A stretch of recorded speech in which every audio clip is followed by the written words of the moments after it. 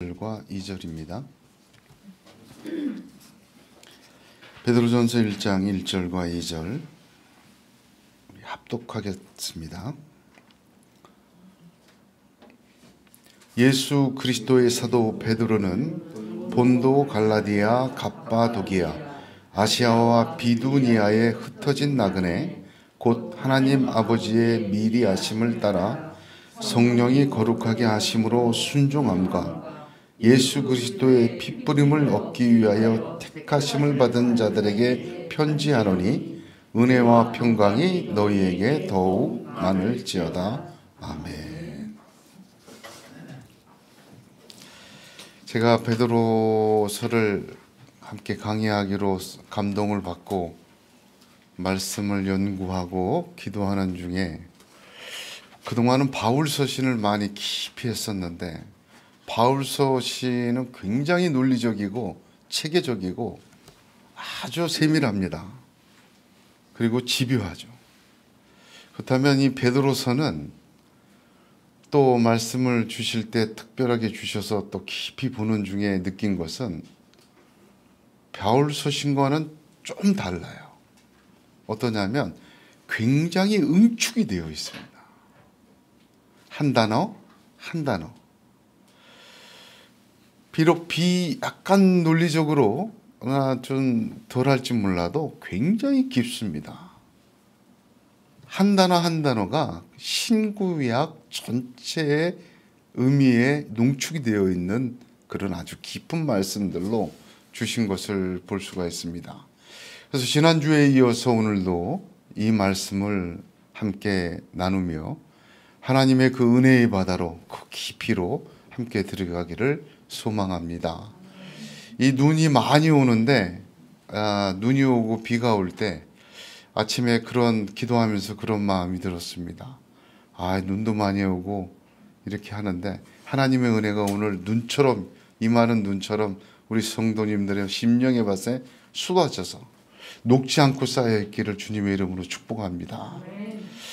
예수님께 질문을 던진 사람들이 있습니다. 7 형제가 있는데 그 마지가 죽었어요. 자식 없이. 형사 취수 제도로 계속 그 아내가 동생들에게 시집을 갔습니다. 부활이 없다고 하는 사두개인들이 예수님 당신은 부활이 있다고 하니 다시 살아나면 이게 누구의 아내가 됩니까? 근데 예수님께서 그 사두개인들에게 이렇게 말씀하십니다. 너희가 성경도 하나님의 능력도 알지 못하는 거로 오해했다. 성경을 모르면 오해합니다. 하나님의 능력을 모르면 오해해요. 오해하다는 말을 제가 한번 깊이 봤습니다. 헬라어로 플라나오라는 단어인데 착각하다 그런 뜻 정도가 아니더라고요. 이 플라나오라는 헬라어 단어는 예수님이 말씀할 때 오해했다 그 말의 뜻은 어떤 뜻이냐면 길을 잃었다, 미혹받았다, 속았다 그런 단어의 뜻이에요.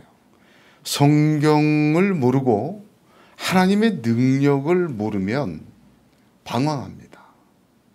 미혹받아요. 속습니다. 어떻게 보면 착각함을 넘어서 인생이 휘둘러져요.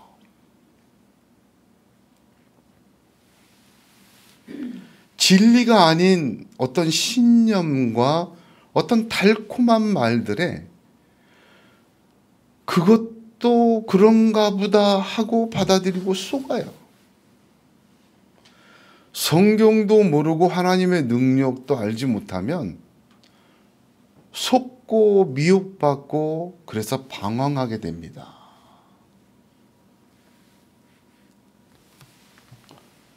성경을 피상적으로 이해하고 적용하는 것은 매우 위험한 일입니다. 나름대로 체계를 다 가지고 있어요. 어디 가면 성경을 이렇게 쫙 가리키고 어떻게 하면 쫙 해석하고 그런데 그 성경을 지식적으로 접근하거나 어떤 수박 겉핥기식으로 뭐 좋은 게 좋은 식이라로 접근하거나 내 마음이 만족하고 내게 복된 말씀들로만 채워지기를 원한다든 내가 원하는 대로 채워넣는다든지 이게 피상적으로 접하면요 그게 하나님의 말씀이 되지를 못해요. 하나님의 말씀인데 하나님 말씀처럼 내게 역사하질 못하고 오해하게 되고 그래서 방황하고 미혹받게 됩니다.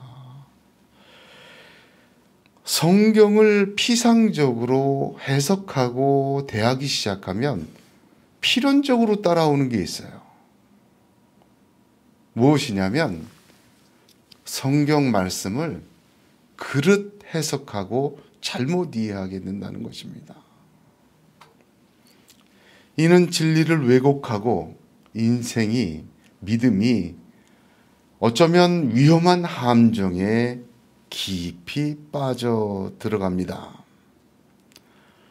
성경을 이렇게 피상적으로 해석하면 착각에 그치지 않고 그 믿음의 사람의 인생의 길이, 믿음의 길이 방황하게 되고 늘 미혹받고 늘 속게 됩니다.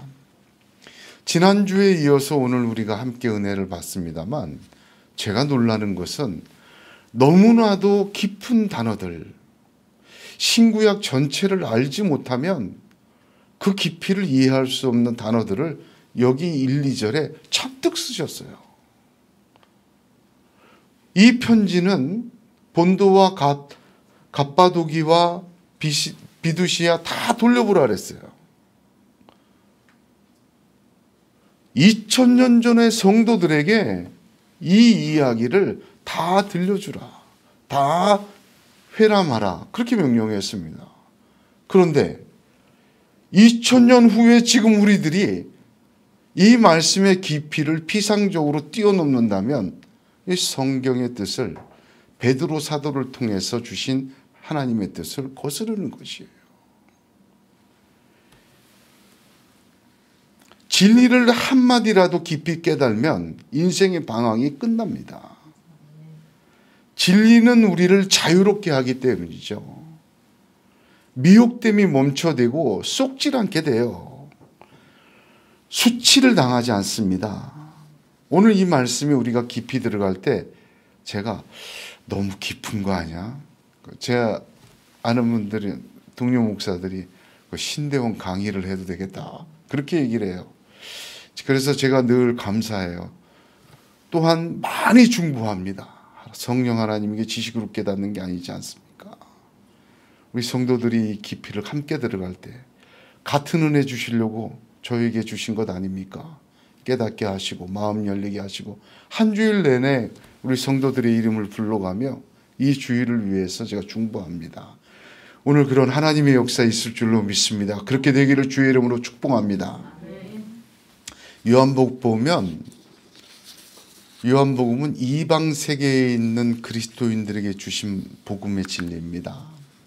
마태, 마가, 누가는 예수님을 직접 본 제자들이 주후 3, 40년 예수님 돌아가시고 난 후에 교회가 1세대가 막 자라날 때 쓰여졌다면 요한복음은 예수 믿은 2세대 이후에요. 주 60년 이후에 쓰여졌어요.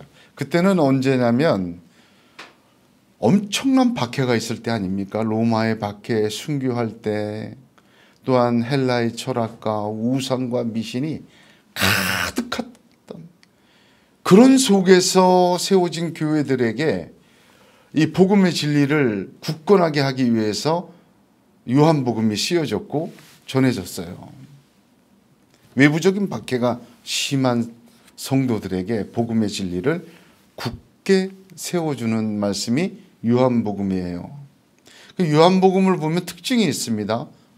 어떤 특징이 있냐면 여러 가지가 있지만 가장 중요한 특징은 요한복음에는 예수님이 나는 누구누구 다 아주 이런 자기의 속에 정체성을 드러내는 말을 7번이나 하십니다. 나는 생명의 문이다. 나는 길이요 진리요 생명이다. 나는 참 목자이다. 나는 양의 문이다. 내가 참 포도나무다. 7번이나 이렇게 설명을 하세요. 한마디로 요한복음은 정체성의 책이다. 저는 그렇게 볼 수도 있다 생각합니다. 요한복음의 시작을 보게 되면 다른 복음서하고 틀려요. 마태복음은 족보부터 시작하죠. 누가복음은 탄생 이야기부터 시작해요.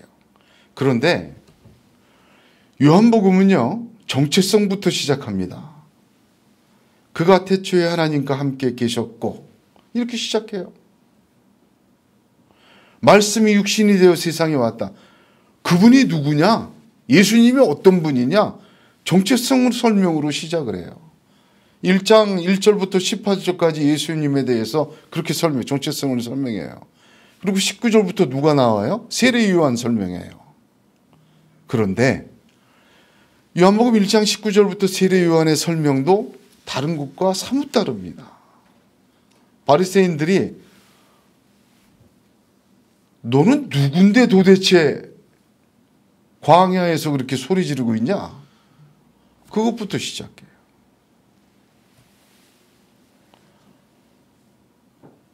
그들의 질문이 뭐였습니까? 너는 내게 대하여 무엇이라 하느냐?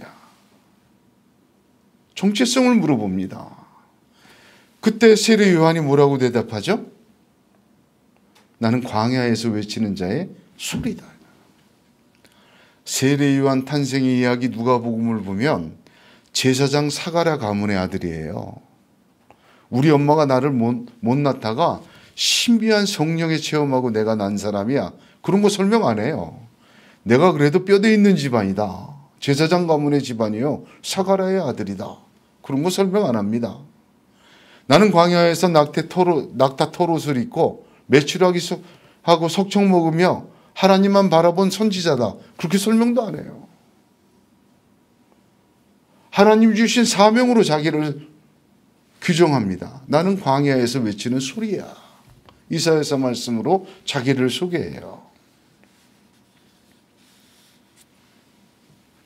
환난과 핍박이 많은 그 당시에 복음서를 주신 게 요한복음인데, 요한복음에는 예수님의 정체성, 나는 뭐뭐다라는 정체성이 7개나 나오고, 요한복음의 시작도 예수님의 정체성으로, 세례 요한의 시작도 너는 내게 대하여 무엇이라 하느냐라는 정체성으로 요한복음은 시작됩니다.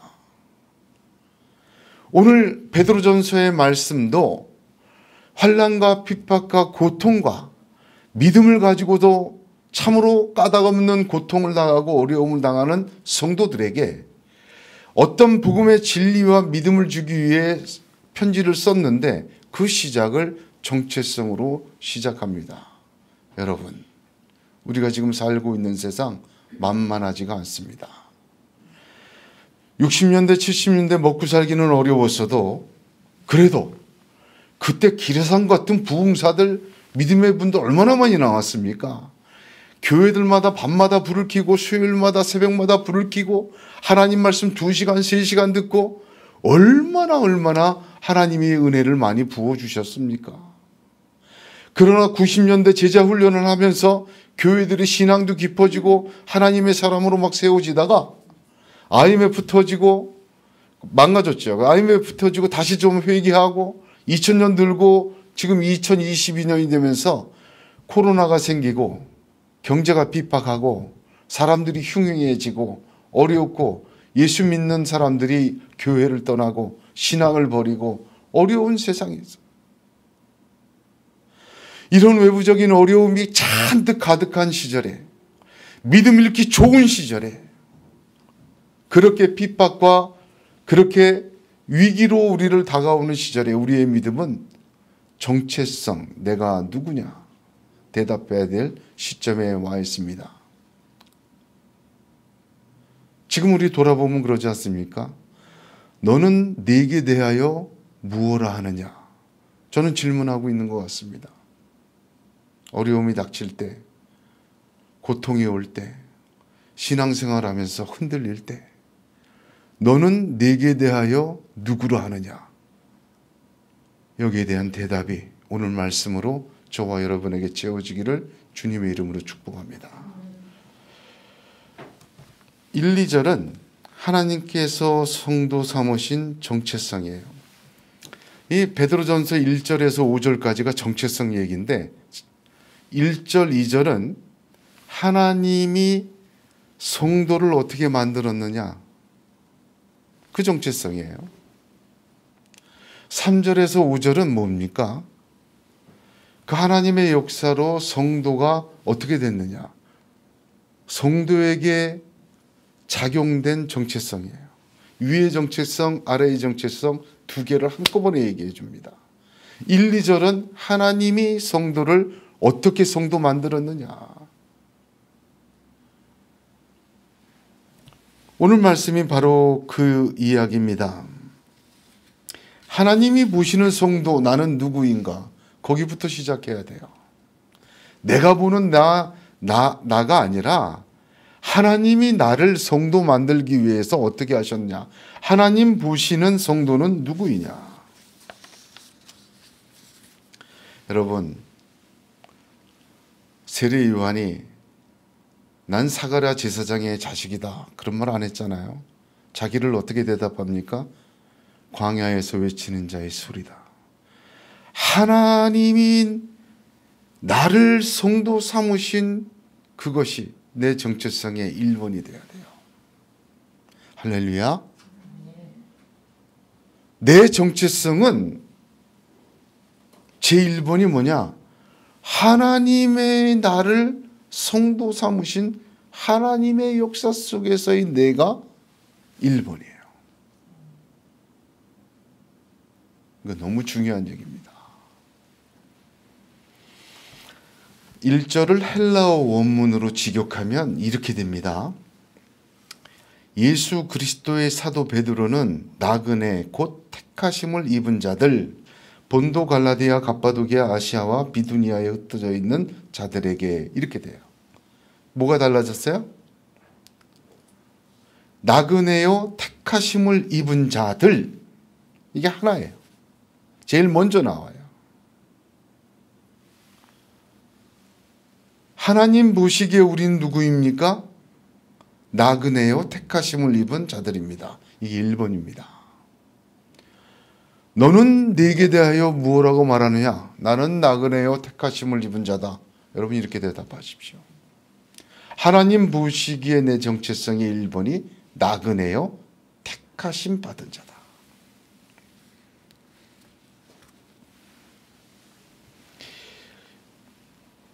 나그네라는 말은 두 가지 의미가 들어 있습니다. 첫 번째는 신앙적인 의미예요. 하나님의 성도들은 예수 믿고 구원받았어요. 구원받은 즉시에 이 땅의 육적 생명을 살고 있지만 여기에서부터 지금 영생이 시작이 되었어요. 영생을 살고 있고 지금 이 땅을 살고 있지만 하나님의 나라를 잘하고 살고 있는 자들이에요.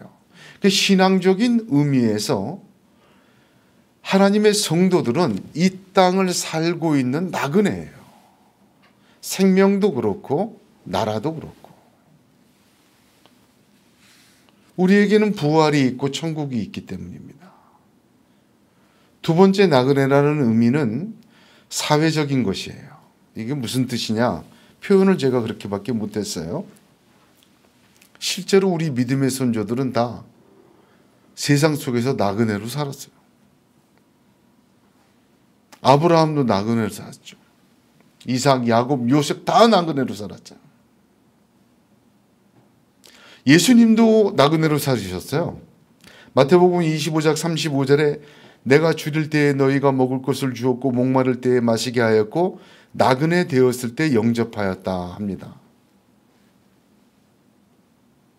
이스라엘 백성 구원받은 백성을 보니까 그들도 나그네로 살았어요. 애굽 사람처럼 살지 말라는 거예요.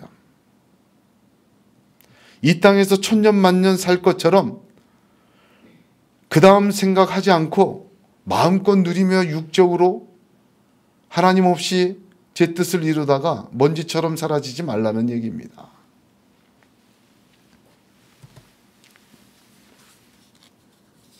유대인들을 이스라엘 사람들은 어떻게 살았습니까? 이방인으로 살았잖아요. 몸에 할례했죠.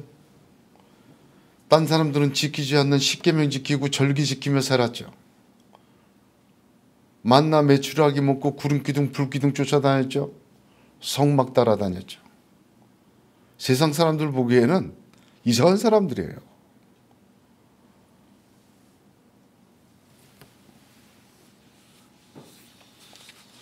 예수 믿는 사람들은 세상에서 이방인, 나그네로 삽니다.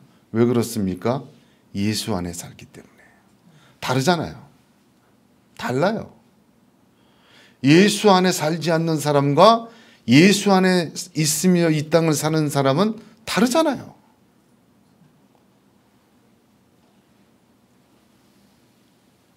저는 불신 가정에서 예수 믿어서 잘합니다.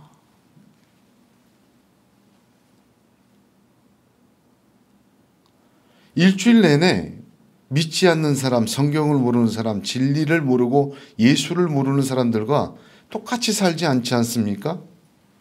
우리 시간적으로도 목요일 되면 기도회 가야 되겠다. 주일 되면 예배 가야 되겠다. 그것도 좀 다르잖아요. 세상 사람들 보기에 우리 이상한 사람입니다. 박해받으나 복을 빌고 고통당하는 하나님을 찬양하고 교회에 입장료를 내고 다니는 이상한 사람들입니다. 봉사를 열정페이라고 부르는 세상 속에서 헌신하며 사는 사람들입니다. 세상의 기준과 방법을 볼 때 이상한 짓 하며 사는 사람들이 바로 우리예요. 스트레인저죠. 나그네입니다. 때때로 보면 도저히 감당 못할 일을 하는 사람도 있어요. 자기 아들을 죽인 자를 용서하고 양아들 삼는 그런 일까지 합니다. 모두가 돈과 명예와 권력을 탐하고 그것을 위하여 최선을 다하는 게 사람 사는 이치인데, 하나님 나라를 말하고 부활을 말하며 심판을 믿고 이 땅에서 하나님을 섬기며 살려고 애를 씁니다. 세상에서 나그네죠. 낯선 사람들입니다. 그들이 보기에. 왜 그렇게 살아갑니까? 왜 우리가 나그네입니까? 하나님이 우리를 택하셨기 때문에. 나그네와 택하심을 입은 것은 같이 가는 거예요. 이유가 뭐예요? 근거가 뭐예요? 내가 교회 다니기로 선택했길래? 내가 예수 믿기로 선택했기에? 천만에. 하나님에게 택함을 받았기 때문에. 왜 우리가 나그네로 살고 이 땅에서 이방인처럼 삽니까? 하나님이 나를 택하셨기 때문에. 나그네와 택하심은 같은 말입니다. 하나님은 노아를 택하셨습니다. 그는 산꼭대기에 120년간 방주를 지으며 살았습니다. 심판받는 사람들의 눈에 노아는 미친 사람이었어요. 그는 나그네였습니다. 도저히 이해되지 않는 사람이요, 그의 가족인 사위들조차 그의 말을 농담으로 여겼습니다. 그러나 하나님 보시기에 그렇게 살 이유는 충분합니다. 하나님의 계획과 역사 속에서 그렇게 사는 길만이 살아날 수 있는 유일한 길입니다. 하나님께서 방주를 통해 그를 구원하신 후에 노아와 그의 가족 8명은 세상 사람이 그렇게 갖고 싶어 했던 땅덩어리, 지구 전체를 다 받았어요.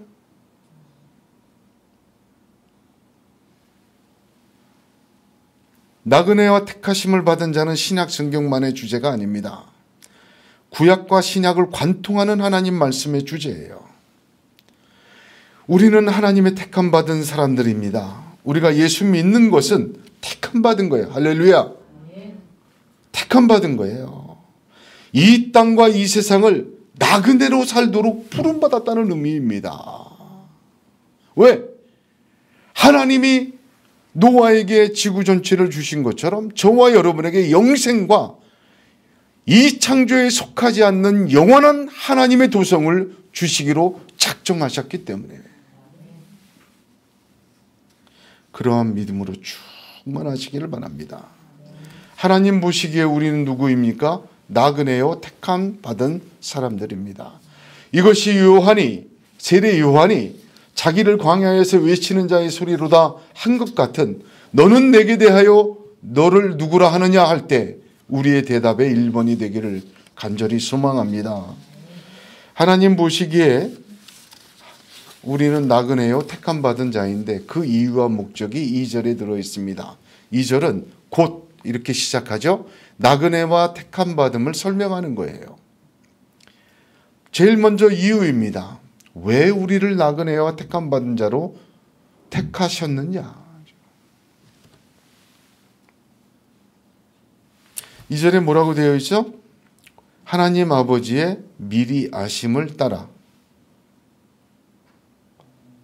하나님 아버지의 미리 아심으로 말미암아, 그런 뜻이에요. 미리 아심이라는 단어, 바울 서신에도 엄청나게 많이 등장하죠. 자, 하나님의 사도들은 우리를 하나님이 미리 아셨대요. 어디에서? 복중에 짓기도 전에, 태아로 짓기도 전에 우리를 미리 아셨대요. 그게 이유예요. 수많은 바닷가에 모래가 있는데 찍은 거야. 요거 집어다가 요건 내 거야. 얘들로 내 나라, 나를 하나님으로 인정, 내가 만들었는데 지멋대로 살고, 아이고, 다만 심판하기도 한번 해봤지만 좀 그렇고, 아주 참 이런 세상 말고 정말 새로운 창조할 거야. 거기서 뽑은 거예요. 얘들 데려다가 내가 이렇게 하고 싶다. 하나님께서. 그 하나님의 미리 아심 때문에 우리가 택하심 받았고 나그네로 산다는 거예요.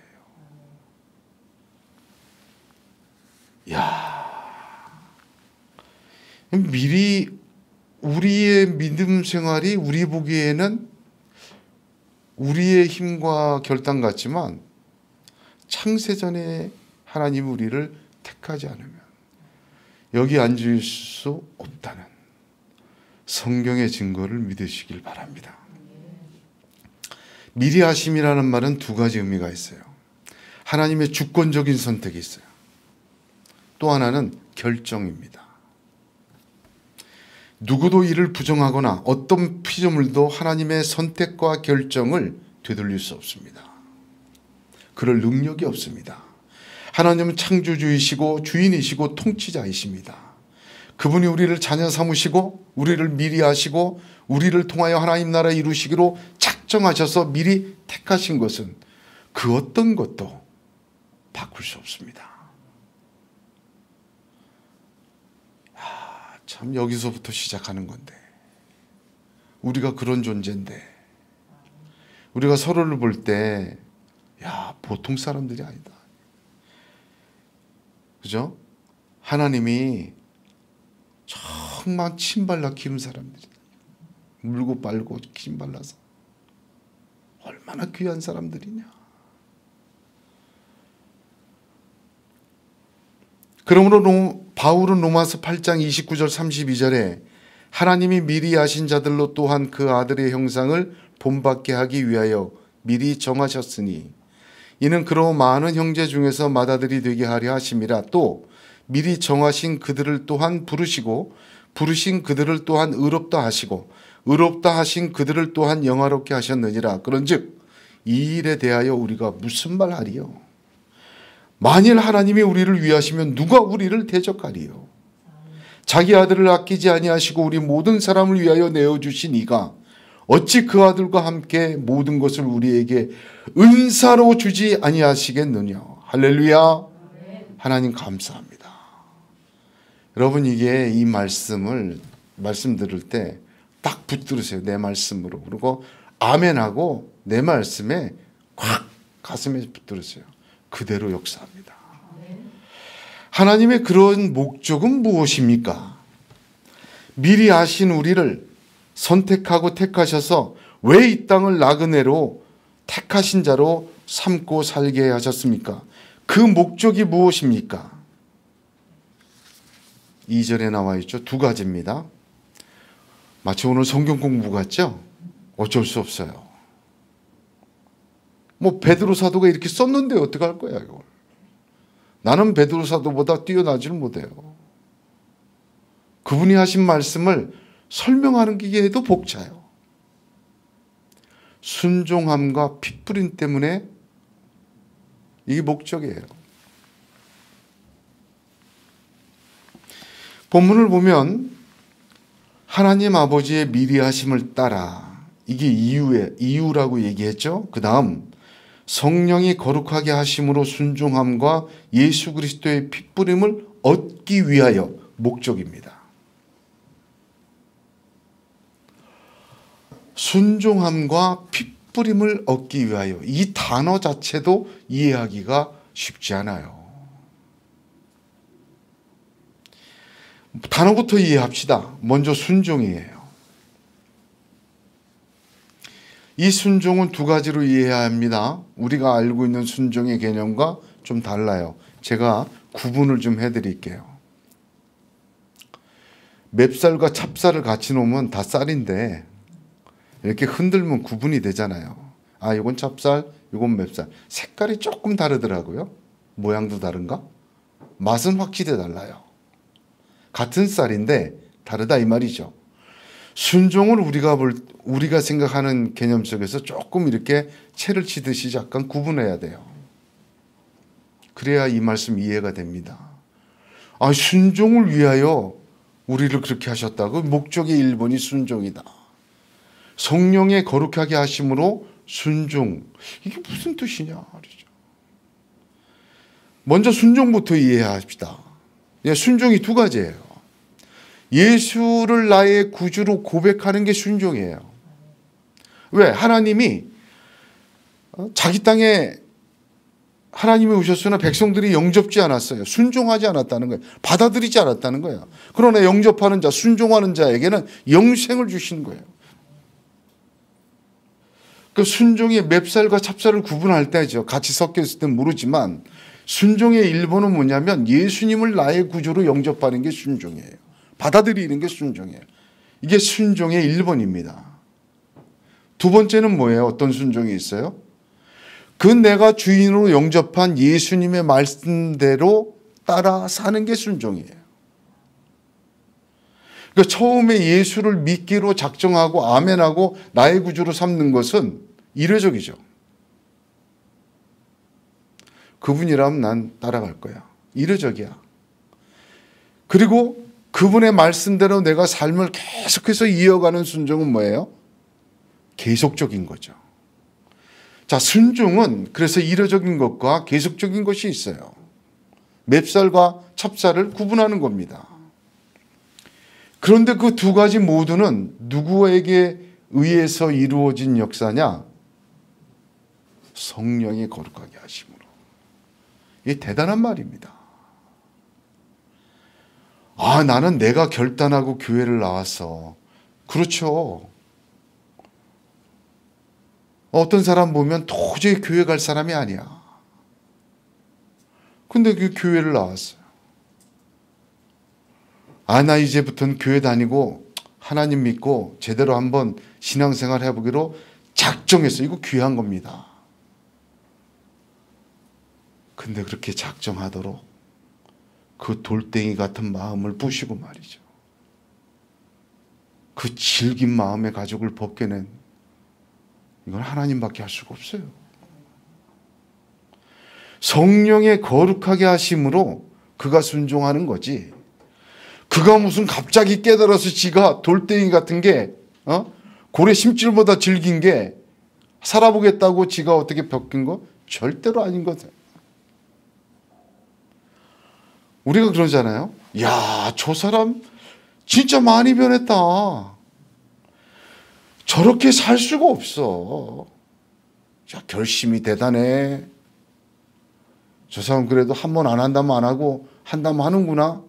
우린 그 사람만 보지만 우리 자신을 보고 그 사람을 봐도 하나님 말씀 따라 이렇게 엎드리는 거는요, 사람이 못해요.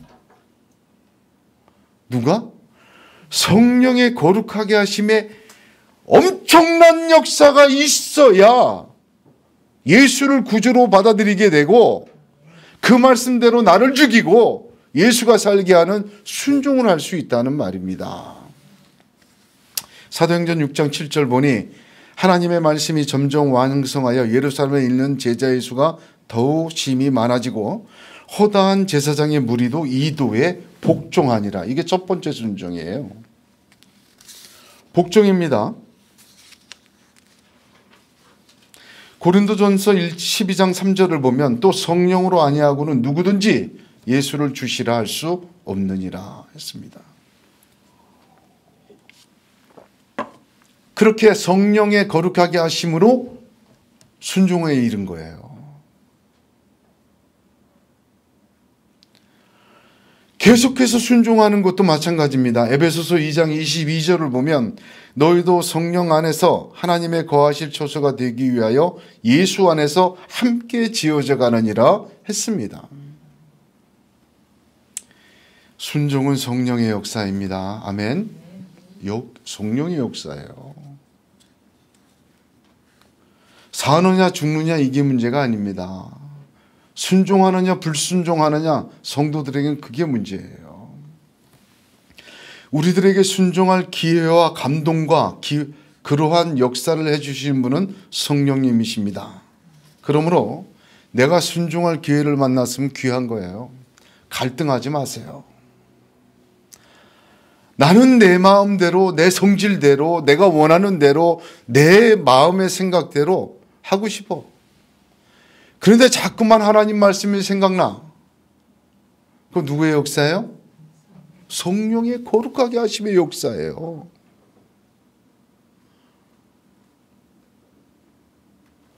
아유 아멘하고 따라가고 아멘하고 믿고 쫓아가야 되는데 자기 생각과 자기 마음에는 합당치가 않아요. 내가 자기 기준에는.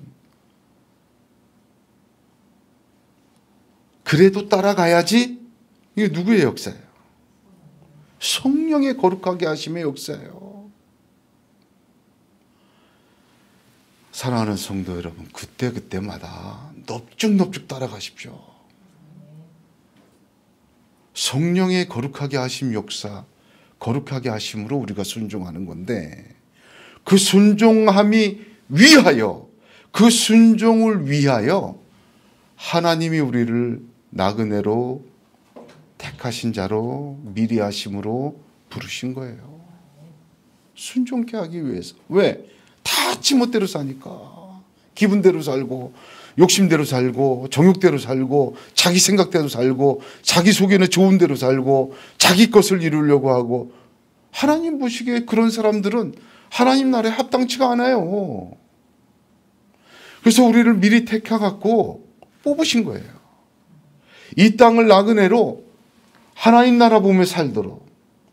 그럼 왜 이 땅에서 내 뜻대로 순종하는 하나님의 백성들로 하나님 나라 세우려고. 그게 목적의 1번이에요.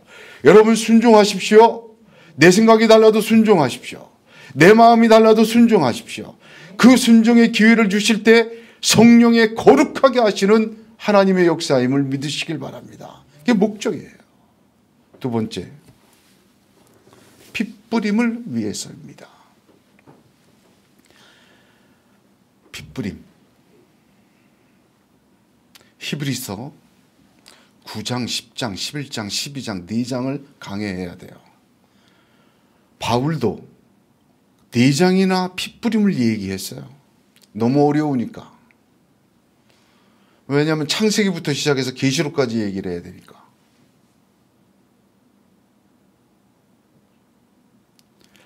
그런데 이 핏뿌림이라는 단어부터 먼저 이해를 해야 되죠. 바울이 설명한 핏뿌림의 주석을 들으면 확실합니다. 바울보다 똑똑한 사람이 없는 것 같아요. 히브리서 9장 18절 22절 제가 읽습니다.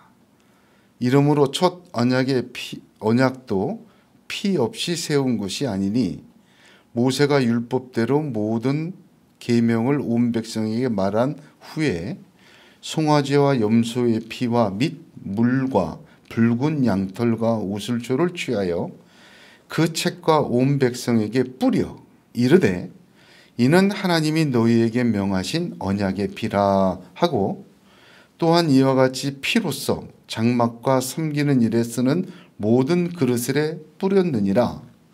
율법을 쫓아 거의 모든 물건이 피로써 정결케 되나니 피 흘림이 없은즉 사함이 없느니라. 이 피뿌림에 대한 주석이에요. 자, 여기 보세요. 자, 피뿌림 시작이 어디였어요? 시내산 아래였어요. 출애굽기 24장과 너무 설명이 기니까 바울의 이야기를 듣고 제 설명을 들으세요. 동물을 잡아서 피를 흘려서 우슬초를 태우고 해서 피 뿌려서 정결케 했어요. 언약을 세웠어요. 두 단어가 중요합니다. 하나님의 백성이 되고 내가 너를 떠나지 않고 너로 말미암아 내 나라를 이루겠다는 언약. 모든 죄와 허물을 씻겨내는 거예요.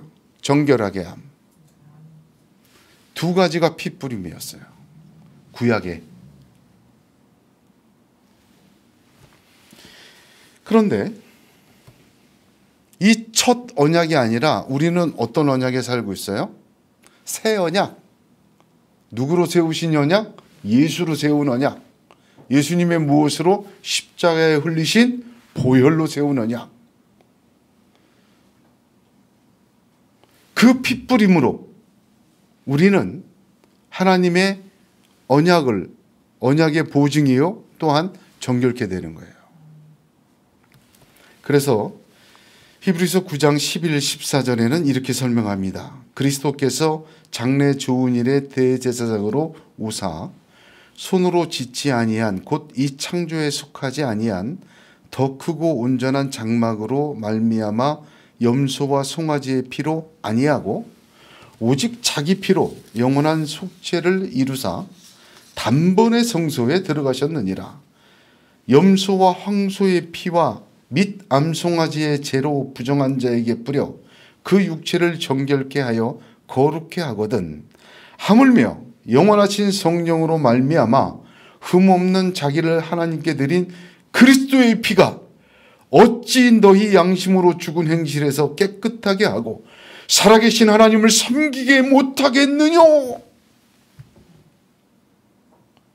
이보다 더 짧게 이렇게 주석을 할 수 있는 사람이 없을 것 같아요. 아멘 아멘. 그래서 제가 그냥 히브리서 9장만 그 부분만 딱 읽었습니다. 자, 피뿌림은 뭐랑 제일 관련이 있는 얘기예요? 언약이에요. 언약. 이스라엘 백성 삼으시는 언약에 동물의 피가 뿌려졌어요. 성도들 하나님의 백성과 자녀로 삼으실 때 그리스도의 피가 뿌려졌어요. 동물의 피가 뿌려진 것도 하나님이 어기지 않으셨는데 자기 아들의 피가 뿌려진 것을 하나님이 어기시겠느냐.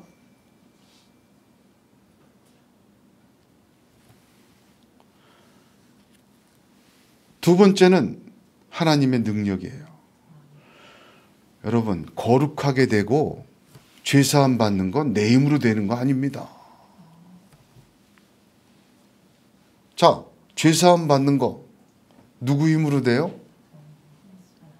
피뿌림으로 되는 거예요. 내가 좀 잘 살아보고 좀 이쁘게 보여서 얻는 게 아니에요. 죄사함, 피뿌림으로 되는 겁니다. 두 번째, 거룩하게 됨, 성화예요. 성화. 내가 하나님의 사람으로 거룩하게 성화되어져 가는 건 내가 결단하고 내가 노력하고 내가 경건 생활하고 내가 좀 더 천만의 피뿌림으로 되는 거예요. 하나님의 능력으로 거룩하게 됩니다. 여러분, 우리가 기도합시다 할 때 기도할 감동 주시고 성경 읽고 따라 좀 삽시다. 하나님 말씀을 좀 섬기고 주님의 교회를 섬기고 하나님 말씀 따라 순종하고. 여러분, 이거 피뿌림의 결과예요. 보통 것이 아닙니다. 이 땅의 삶이 안개와 같이 사라지는 인생이에요. 가고 오지 못하는 바람과 같이 흘러갑니다.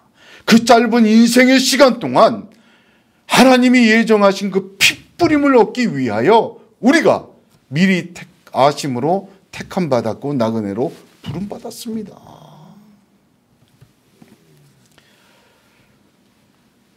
히브리서 10장 22절에 우리가 마음에 뿌림을 받아 양심의 악을 깨닫고 몸을 맑은 물로 씻었으니 참마음과 온전한 믿음으로 하나님께 나아가자.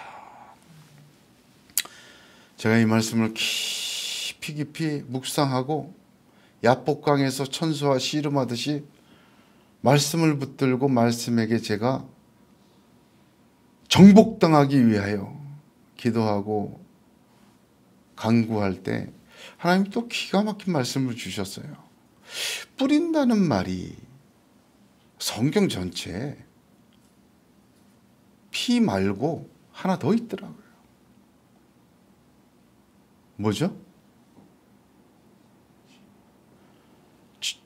하나님의 나라는 농부가 씨를 밭에 뿌린 것 같도다. 딱 두 개더라고요.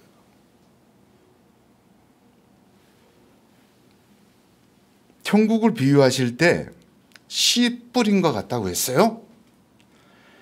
예수님은 천국의 비유 중에 이 씨 뿌리는 비유를 이해 못하면 나머지 모든 것도 이해하지 못한다고 했습니다. 모든 게 다 들었대야 그 말이죠. 하나님의 생명이 들은 씨, 천국은 잘합니다. 겨자 씨만한 믿음이라도 공중의 새가 깃들이게 자라게 하십니다. 그러므로 피 뿌림은 천국을 예상합니다.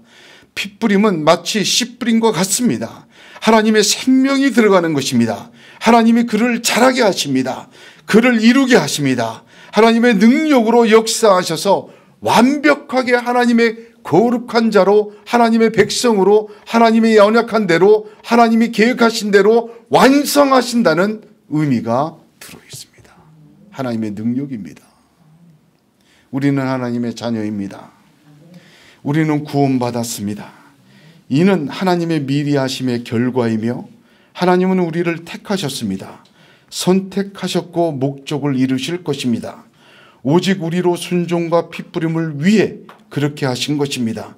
우리는 왜 이 죄인을 그렇게 하셨는지 알 수 없습니다. 오직 측량할 수 없는 은혜와 하나님의 사랑만 고백할 수 있습니다. 그런 존재가 성도입니다. 바로 저와 여러분입니다. 그것이 우리의 정체성입니다. 이 어지러운 세상이 우리를 향하여 너는 내게 대하여 누구를 아느냐 물어볼 때 저와 여러분의 입에서 세례 요한과 같이 나는 나그네요 택하심 받은 자라. 하나님 아버지의 미리하심을 따라 성령의 거룩해 하심으로 순종함과 핏뿌림을 예수 그리스도의 핏뿌림을 얻기 위하여 세운 자다. 대답하고 믿음으로 나아가는 저와 여러분이 되기를 예수님의 이름으로 축복합니다. 기도하겠습니다.